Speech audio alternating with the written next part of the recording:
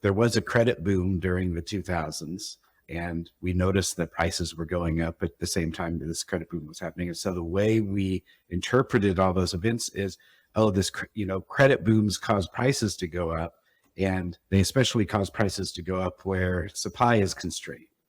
And that's a rhetorical choice to treat supply as this constant. Hello and welcome to Signals by AlphaSense, where we hear thoughtful insights from business leaders, investors, and experts. Hello and welcome. You're listening to Signals by AlphaSense, and I'm your host, Nick Mazing. In this episode, we're joined by Kevin Erdmann, whose research has completely flipped upside down the conventional wisdom about the 2008 housing crisis and the aftermath going on to today. Kevin, welcome to the podcast, and can you tell our listeners a little bit more about yourself? Sure. And hi, Nick. Thanks for having me. Yeah, for about 6 or 7 years now, I've sort of been an accidental researcher on this topic, and I've been working quite a bit with the Mercatus Center at George Mason University. Currently, I'm an affiliated senior scholar with them, and over that period of time, I've written 2 books, Shut Out and Building from the Ground Up, and several supporting papers, which we're continuing to put out over time, just reimagining the importance of a lack of supply in the housing market and really in the economy in general, the supply of housing, on the housing market and on the economy in general, and how a lot of the other factors affecting home prices in the economy have been sort of overstated because of an underestimation of the importance of that issue. And we're going to have the links in the show notes to the books. And I'm going to talk a little bit more here as to how I discovered you, because I know a lot of the other guests, and I didn't know that you recently. So I saw a crazy tweet a few months ago that the housing crisis was caused by too little housing rather than too much housing. And, when you see something, and by the way, the aftermath of the housing crisis is still with us because Fannie and Freddie are still in receivership, and we're seeing a lot of the dynamics still playing out because of the policy response, which you assert is wrong.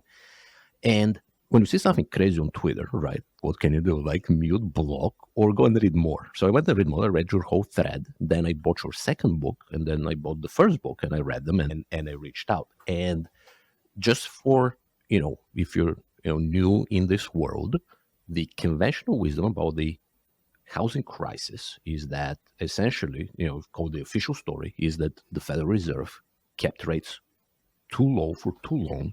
The government was separately pushing home ownership, and this led to more demand and a price spike in response. But they were all marginal borrowers with large loans without declared incomes and things like that. They were getting adjustable rate mortgages, and then when the rates started going up, the dominoes started falling because those mortgages were securitized across the system, and the entire financial system blew up. So you had Lehman Brothers, largest corporate bankruptcy in the world ever, when they declared bankruptcy, and I worked at Lehman Brothers, Bear Stearns, Washington Mutual, Countrywide, Merrill Lynch, the Landesbank in Germany, etc. They all had these mortgages, and they took them down. And it is very important. Now, you have an alternative explanation, but this alternative explanation is based on the exact same data that everybody knows. You look at the same case-shielded indicators. You look at the same census data migration patterns. You look at the same Federal Reserve data like everyone else. But those pieces of the puzzle come together very differently with a very different explanation about what happened, very different policy recommendation. So it's almost like, I'm overstating, but it's almost like Galileo, right? You see the sun going up and down. You think is it rotating around you? Or are you rotating around the sun, right? So can you give us the fundamental framework about what happened? Yeah, I think one way you could sort of state that story you just laid out is that, the conventional way that we've been talking about the housing bubble and bust and the financial crisis is to sort of treat housing supply and housing constraints, what economists would call housing elasticity, as a constant. So it's harder to build a house in LA than it is in Dallas. And then when things happen and things change in the housing market, so there was a credit boom during the 2000s, and we noticed that prices were going up at the same time that this credit boom was happening. And so the way we interpreted all those events is, oh, credit booms cause prices to go up, and they especially cause prices to go up where supply is constrained. And so really that's a rhetorical choice to treat supply as this constant, this thing we don't have control over, and we don't consider the possibility of it changing. So we really just rhetorically have decided that credit access is something that can change. And so we place the blame on it just as a result of that framing. But we could very easily, and in fact more accurately, say that supply constraints cause housing costs to go higher, and sometimes access to credit can make it go even higher when there's a lack of supply and adequate demand to live in a certain city. And I think really as time has passed, it has only strengthened the idea of using that sort of framework, because we got rid of all of those mortgage products, and here we are back again with the same price to rent ratios and the same high prices, and except now it's at an even lower construction rate. So I think what happened is we've developed such hard constraints on home building, especially in certain cities. In the books, I call them closed access cities, which is New York and Boston and LA and the San Francisco area mainly. And so really it doesn't take any more than just a moderate boom and demand for housing for problems to start to arise in those markets. They really don't even allow enough building for just a moderate amount of population growth. I think it's probably just underappreciated that really those are the 4 metropolitan areas with the lowest amount of housing production. That objectively, that is the one reason that they're outliers. People call them superstar cities, and maybe they're superstars. Maybe people do want to live there, but objectively, the reason that they're having problems and that they create these housing price booms is because they don't even, if you look at Los Angeles over the last 20 years, it compares unfavorably to even like Cleveland and Detroit in terms of housing production. So a moderate increase in housing demand that shouldn't have caused problems had to cause problems, because when Americans have a moderate increase in demand for housing, there's no room for that demand to expand in those cities. And so it necessarily has to lead to some sort of migration event of Americans segregating into and out of the most expensive, exclusive areas. And that migration event that got triggered in 2004, 5, and 6, and really we're seeing the same sort of migration event today, although it's taken a very different shape because COVID is involved in all these other factors. But anytime you have any sort of increase in the demand for housing, you think of it as sort of, units per capita. If you're unwilling and unable to increase the number of units, then your capita has to change. And that means people have to effectively a process of discomfort develops in a city like LA, where some of the poorest residents have to get uncomfortable enough that they move to Phoenix to make a moderate amount of supply available for the normal number of people that want to move into LA, or the children that are born to families in LA that now are moving out and getting their own house. Somebody has to feel enough pain staying in LA to move away from it. And so you get this sort of counter-cyclical population trends in these cities. When the economy is doing great, population in LA or New York tends to be flat or even decline. And so, that's when the economy is doing good, it has to be paired with this housing cost motivated economic discomfort that goes hand in hand with it, as long as we have these cities that won't expand and grow as cities have done over centuries.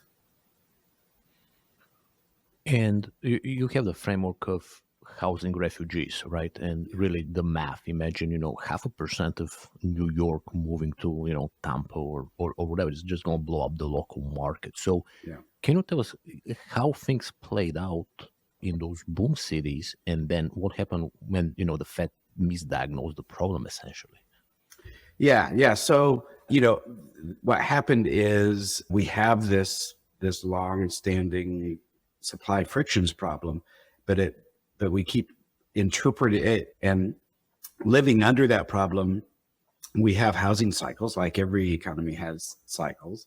But when you have that supply problem, the cycles keep rising and falling against a sort of a rising cost basis as the rents in these cities keep going up and up and up.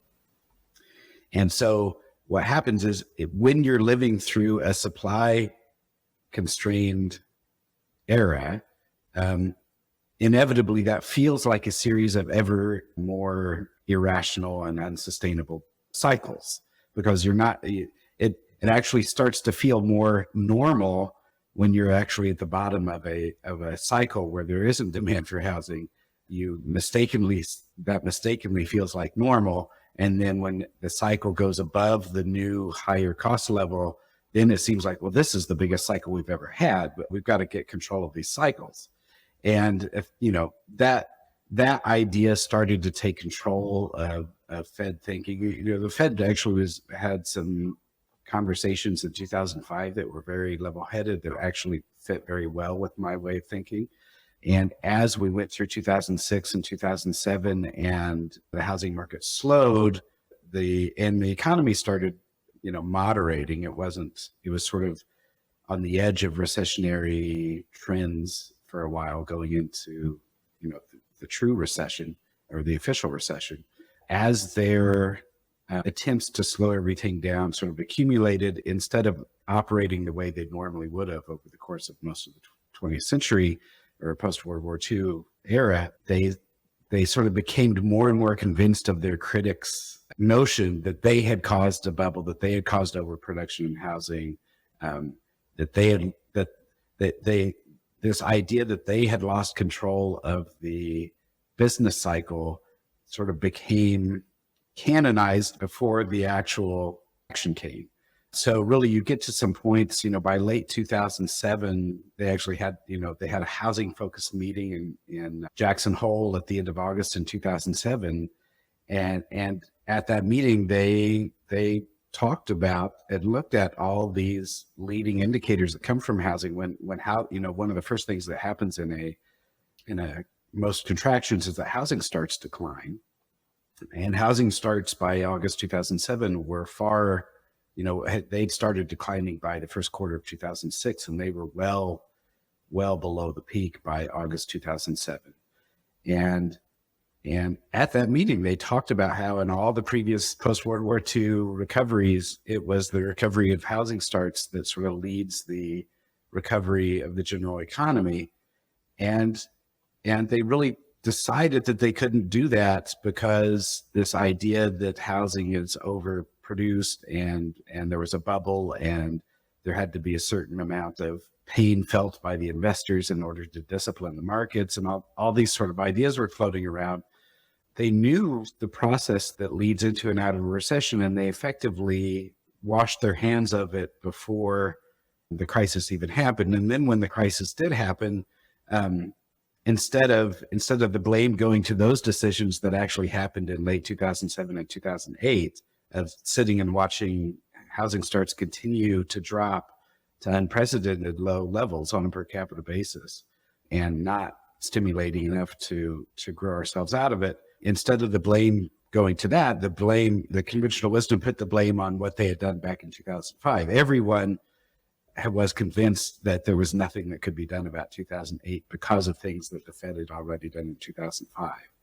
And there was really no reason why they couldn't have stimulated enough to reverse housing production. There's no city.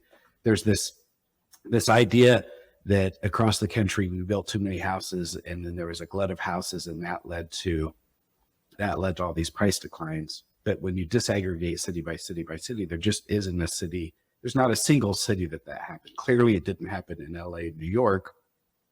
They haven't had enough houses for decades. It didn't happen in Phoenix and Las Vegas and Florida because their problem was so many people were moving from New York and LA that they couldn't keep up with the demand until that migration suddenly stopped because the Fed slowed down the economy so much. And in the rest of the country, there just wasn't a building. You look from St. Louis to Kansas City to Columbus to, Dallas, pick a city, and they were basically building houses in 2005 at the same rate they had been in 2002 or whenever. And by the time the recession hit, every city was already, basically at half the rate of building that they had been. They were at half the rate of building that hadn't been excessive to begin with. So yeah. And there we have it. That's the framework. That is what interested me into that. That you had very delayed and wrong policy response. And when you look at the actual markets, is the boom cities were actually just trying to get the build enough for what you call in the book housing refugees from the large cities, and it's very disproportionate, right? In terms of we have a large city with a small percent living, or the fraction of a percent. It's actually a lot for Phoenix and Florida and some of those Las Vegas, some of those destination cities. And now let's look at the period after the great financial crisis until COVID. So everyone, if you look at the housing starts chart, right, it just dramatic underbuilding for the first part of the decade. And at the same time, you had, in terms of demographics, you had the millennial generation hitting prime home buying age.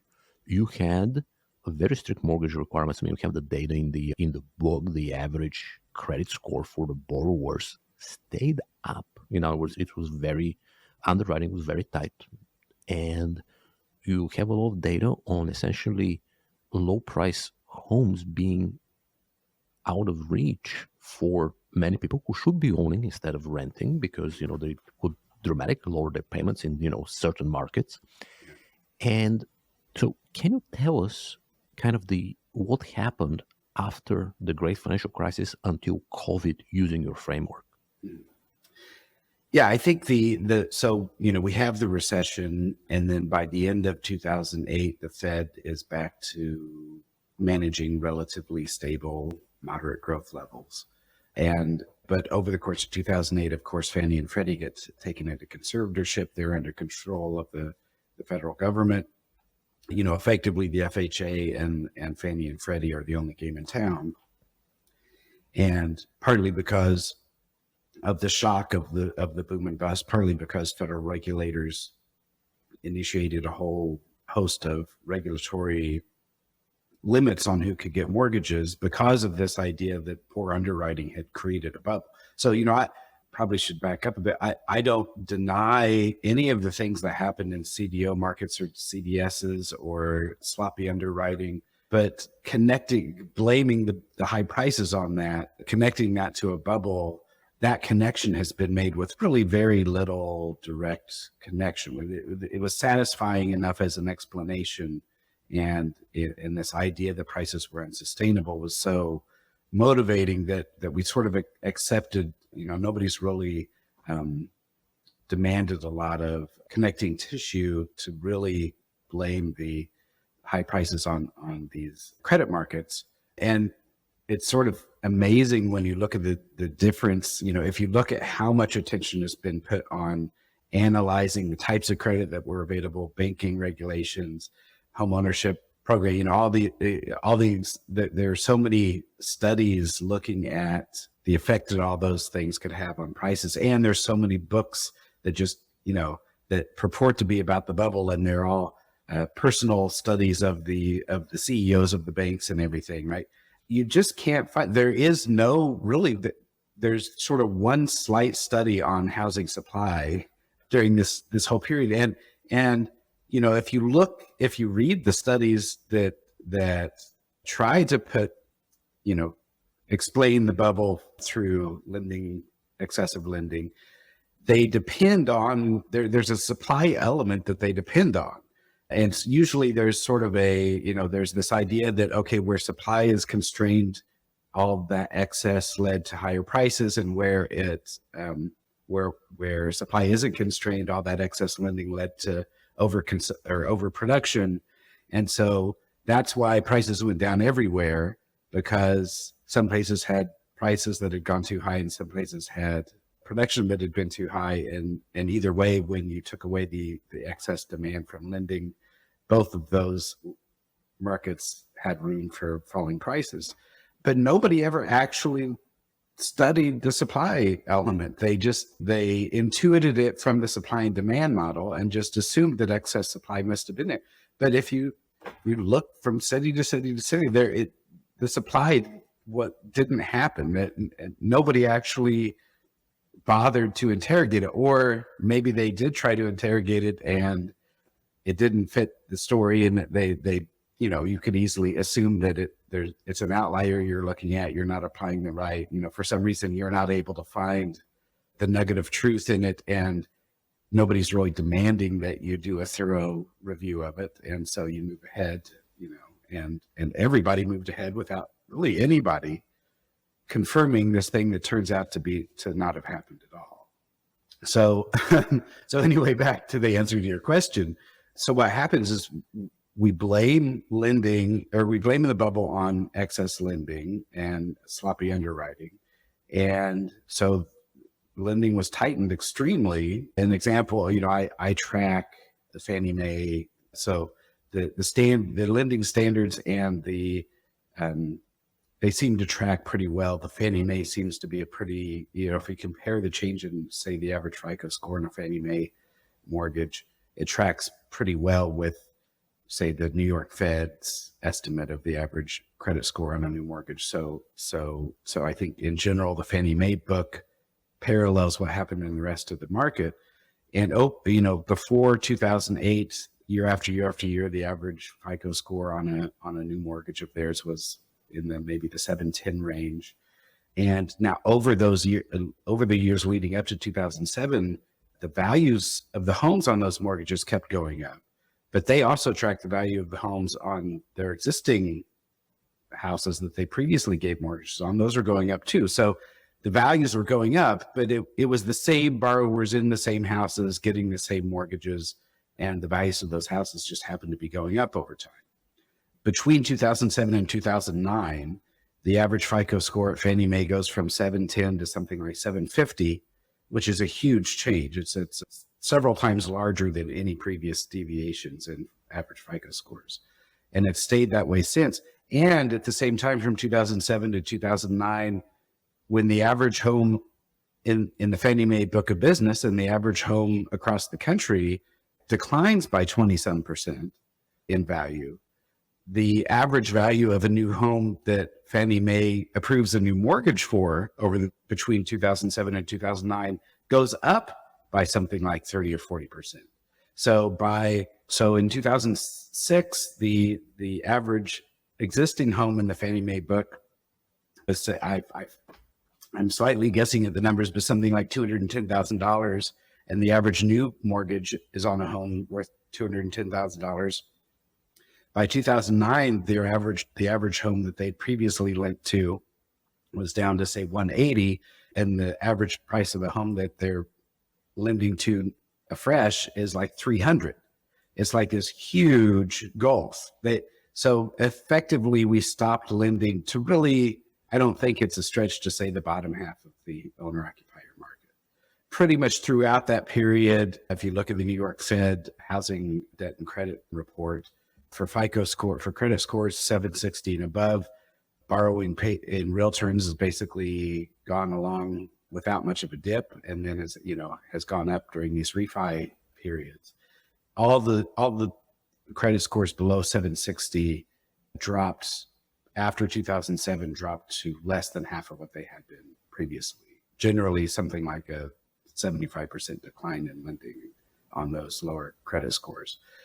Now, the lending to those during the boom, lending to those credit scores didn't increase as a percentage of total lending. You can't really see any evidence during the subprime boom of a change in the average credit score of borrowers. We can quibble about things that would affect that on the margin, but it's just anything that happened during the subprime boom is a small fraction of this major change in lending that happened after 2007. And you can see the reflection of that change in home prices across the country in cities that had bubbles, in cities that didn't have bubbles, in cities that had a building boom, in cities that didn't have a building boom. Every city across the country directly in coincidental with this change in lending standards, low income neighborhoods with low incomes where credit availability is important, dropped in value by 15, 20, 25% compared to neighborhoods with higher incomes that aren't as credit constrained. And, it leaves a mark on the housing market that just nobody has acknowledged or noticed it, because every bad thing that happened after 2005 was automatically just, oh, well, that happened because of what we did in 2005. So it sort of didn't matter what sort of policy damage any policymaker created, excuse me, in 2008, it would all get blamed on the policies that happened before. And it did, so that's one of the oddities to me of the conventional wisdom is, did we need a 5% correction in home prices? Maybe that's really all that was necessary. And most of that would have been in maybe the Phoenixes and the Floridas, and Texas probably should have just actually had price appreciation in 2008 and 9. So would 5% have been enough? I don't know. Would 10%? I don't know.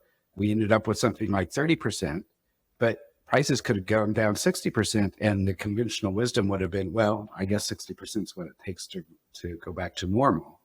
There's no effort to sort of quantify what was enough.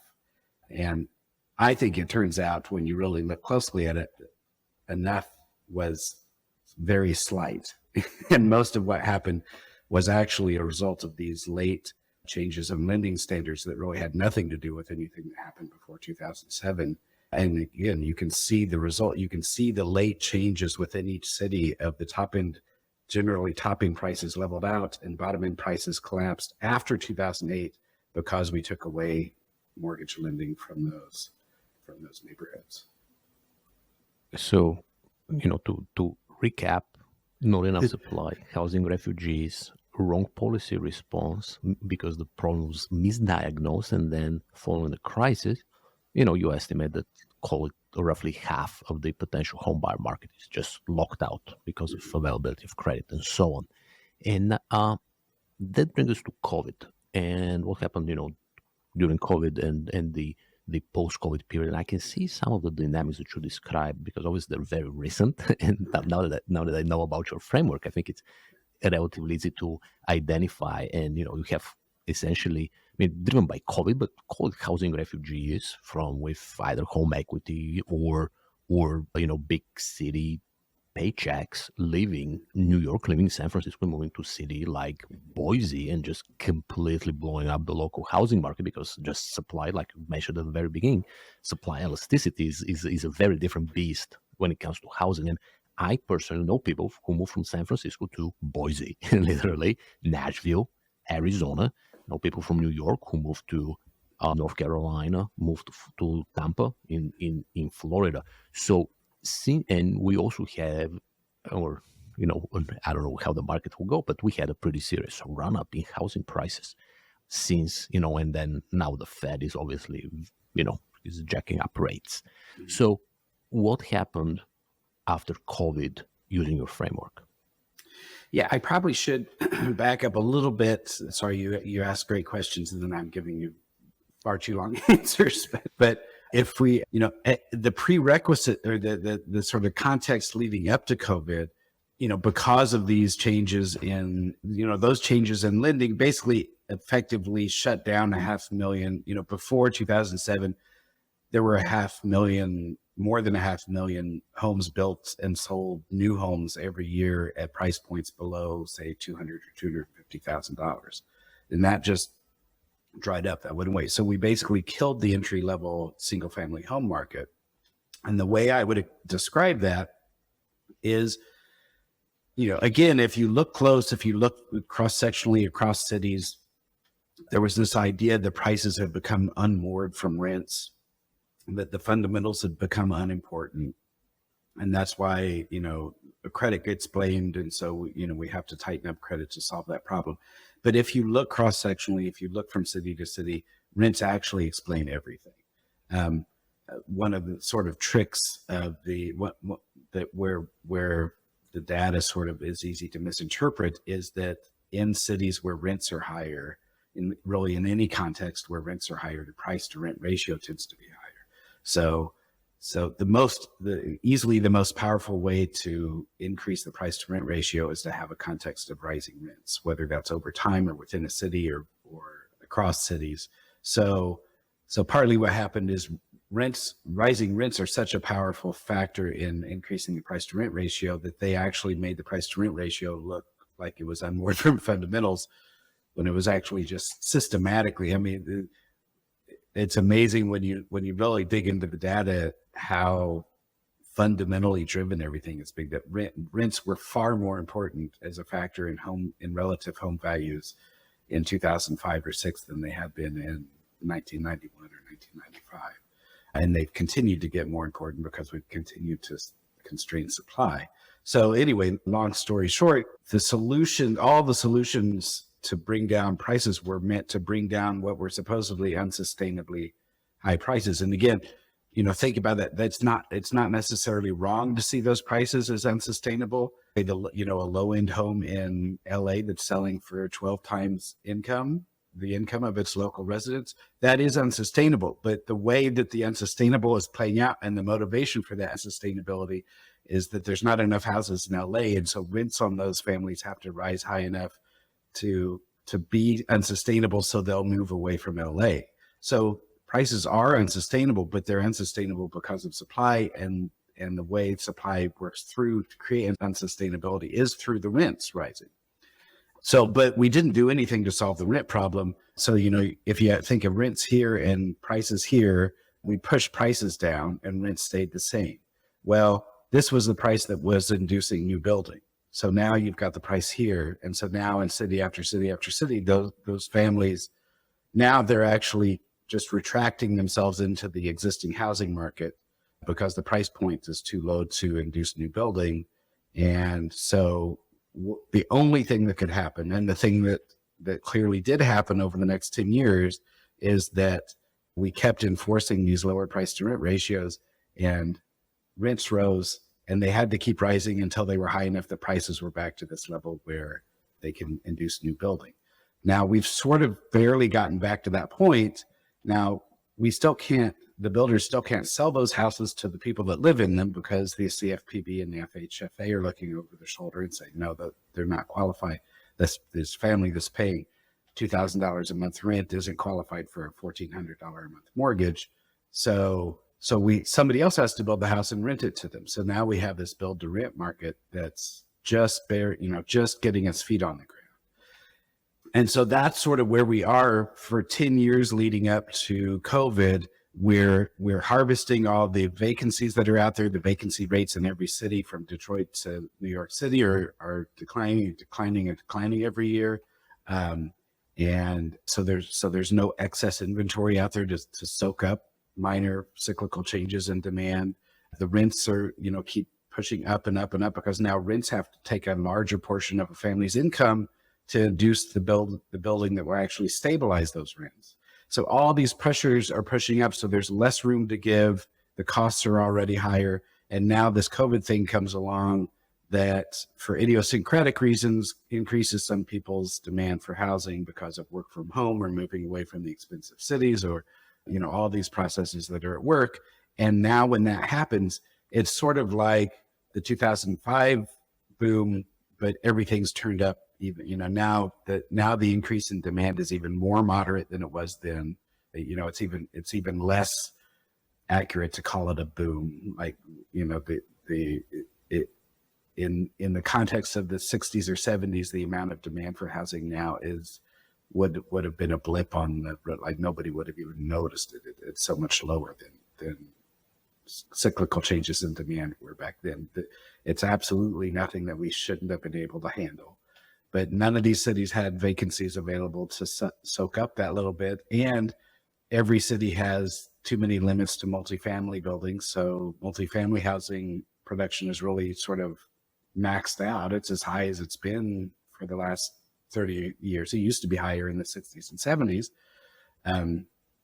before we created all these obstructions to housing in the cities. So that there's only so much we can do building new multi-units, and the families that might be building the some of the single family homes can't get mortgages. So all these cities now are having housing bubbles at rates of production that are generally much lower than what they were anywhere in 2005. And so, yeah, in a way, it's everything that was happening then, but even worse. The main difference is that in 2005, the families moving out of San Francisco and LA and New York were generally the poorest families, or sort of a combination of people cashing out their real estate value and moving away, or the poorest families being bid out because of rising rents. And so it was associated with rising rents in LA, San Francisco, New York City. And now with the COVID thing, it was sort of the opposite, that people were actually moving out because the amenities of those cities had been affected by COVID. And so we had this sort of weird period where rents were actually going down in New York and San Francisco and LA, and going up everywhere else where everyone was moving still. The one way I would describe that is, in the supply context, we have a city like LA is going to lose whatever it is, 60,000 or 100,000 households every year. And so really the main question is, which households is it going to be? In 2005, a lot of those were the poorest households. In 2021, a lot of those were the richest households. Somebody was going to have to move away, right? And so depending on who's moving away and what their motivations are, that affects how rent is playing out in LA, but it sort of has the same effect in the cities where they're moving to. And so now it'll be interesting to see what happens. I think some of that is sort of settling out, and we're getting back to the more standard, rents are starting to rise again in the coastal cities. But we're sort of in this weird situation where production of new housing really does need to increase. And unless we loosen lending standards, it's going to have to increase through build to rent, through private equity and institutional landlords. And of course now, because this supply situation is perennially underestimated, there's a lot of pushback of, it's the build to rent buyers and the iBuyers and the private equity owners that are driving up prices. They're the source of demand now. And so that must be the reason prices are going up. And so there's sort of a backlash against them, which is really probably my greatest worry about policy issues in the housing market going forward. If that backlash really does end up manifesting itself as through policy that limits the ability of private equity to build new rental housing, I don't know where we get new housing from that. At that point, every form of housing has been basically made illegal. So I think there's several sort of steps of, there's that you need to get, if this is where we are, we need to make it legal for private equity to build houses. It'd be nice if private equity could build apartments more often and infill development. It would be nice if people moving to the Phoenixes and the Floridas, if everyone that wanted a new house and to be an owner of that house could, but really before that, it'd be nice if they could just get a house or a condo in LA or New York or San Francisco. So we sort of have the best optimal world, and we're about 4 steps away from that now. And I'm afraid we're going to 5 steps away, and 5 may be a step too many. Mm-hmm. And this leads into the final question for today. It's exactly focused on policy. If you look at, the recent legislation in California, which loosened building, if you look at, the New York governor, she had a tweet out recently with the county's map in New York City and how New York is not adding housing units in any proportion to the jobs that have been created, unlike New Jersey and Connecticut, in the metropolitan area. So, certainly even Democratic governors understand the supply point, and it's taken more than a decade, I guess, if you use your framework. Yeah. So, and it hampers innovation, it hampers advancement if somebody who would be an entry-level employee actually is bid out. So let's talk briefly about policy, right? If you were made the housing czar today, what kind of policies would you push for? Mm-hmm. Yeah, I think really those sort of 4 steps I went through is sort of the framework I would use. First, in terms of stopping the bleeding, I would not put in fact, you'll see this if some of the newly elected officials have a big housing policy statement, and it'll usually involve some form of, getting the foreign buyers or the non-local landlords out of, something that incentivizes local buyers and just as a general rule, I'd say any policy that has no, if there's a no in it anywhere, let's look for something better. So, something like that seems like it could be helpful, but that no is really going to end up just cutting off supply at some point in the process of creating new housing. Then the next level up from that, some of those investors that are investing in single family homes would probably prefer to be investing in infill development, and I think we should be embracing this what appears to be a sort of a new era of urbanization of young professionals moving downtown. And actually, all these cities we have that have developed as car-centric cities, which is fine. That's the century we just came out of. Had this great new technology. We could move around a lot easier, and there's not necessarily anything wrong with some of the ways we developed under that. But cities are an ancient form of human interaction and aspiration and development, and they're important. We need them. They're useful. And if we've sort of put the clamps on being able to make new cities because we have all these arbitrary rules about how tall the building could be, how far away from the road it can be, how many units it can have, they really don't actually help anything really most of the time. They're just arbitrary and effectively, especially I'm here in Phoenix. Phoenix is a city of something like 5 or 6 million now. When a lot of those neighborhoods were built, it was a city of 1 million or less. It's ridiculous to think that a neighborhood a half mile from downtown built when the city was less than 1 million people should still have the same structural form that it did when it was built. If you go to any city we all look up to and appreciate and visit and look in awe at, is a place where the structures that are in place now are the fourth or fifth thing that's been there, right? Cities have to be able to do that. And when we let them do that, it'll be a better world. So obviously that zoning component is important. And it's a collective action problem.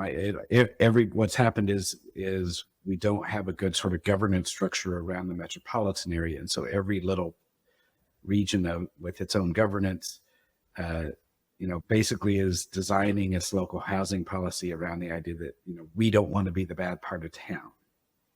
And so what's happened is everybody has put in rules to try to not be the bad part of town. There's still a bad part of town. Like there are people that exist that nobody wants to have as neighbors. It's that, that's really the fundamental problem, and there's no solution to it. But everyone putting these rules in place to try to avoid being their neighbor doesn't actually solve the problem. It actually has just created new problems, and there's still a bad part. There has to be a bad part of town. Those people live, and they're going to live somewhere. So I don't even think there's a net cost of any kind to removing those rules. And we've just strangled the ability of a city to grow and change by implementing it. Anyway, so yeah, the first thing would be, don't stop the build to rent. The second thing would be let them build apartments where they want to more easily than they do now. The third thing is reverse all these regulations that we put in since 2007 that didn't address anything that was the actual problem, and the main result of them has been to raise rents because they basically obstructed entry-level single-family housing. And if you can think about it mathematically, if in a city that allows building to happen, the price of the average house is going to be what it costs to build a new one. Like that's just basic economics. So the economics of housing is this price to rent relationship. Well, if our policies in lending, which people explicitly talk about them this way, the idea is to push the price to rent ratio down. That was really the explicit purpose of mortgage lending. The only thing that can happen is that it makes rents higher. So making mortgages unavailable, the direct result of that is to make rents higher, is to make housing costs worse. So, I always would get pushback on this because people conflate the changes that Fannie Mae and Freddie Mac come about with the subprime boom and bust. But really, we could get rid of all those new, I think if I was the czar, if I'm following your question, I would start from scratch and see what we really need to regulate. Mm-hmm. And then, of course, finally is just LA and New York and San Francisco, just in general need to. Always a problem. Yeah. I live in New York, so I can talk about it. They just need to be cities. It's ridiculous. Yeah. So, Kevin Erdmann, thank you very much for joining us today. Yeah, thank you. It's been a pleasure. This was a fascinating discussion. Kevin Erdmann, housing scholar, author of Shutout from 2019 and Building from the Ground Up from 2022. We'll have the links in the show notes, and we'll also link to Kevin's blog and his profiles as well. My name is Nick Mazing. This is Signals by AlphaSense. You can subscribe to us on the major platforms. Thank you for listening. Thank you for joining us. This was another episode of Signals by AlphaSense. Keep in mind that all views presented here are the views of the guests and hosts and do not represent the views of their employers or of AlphaSense. Nothing in this podcast constitutes investing, tax, legal, or medical advice. If you enjoyed this episode, leave us a rating and review and subscribe for more.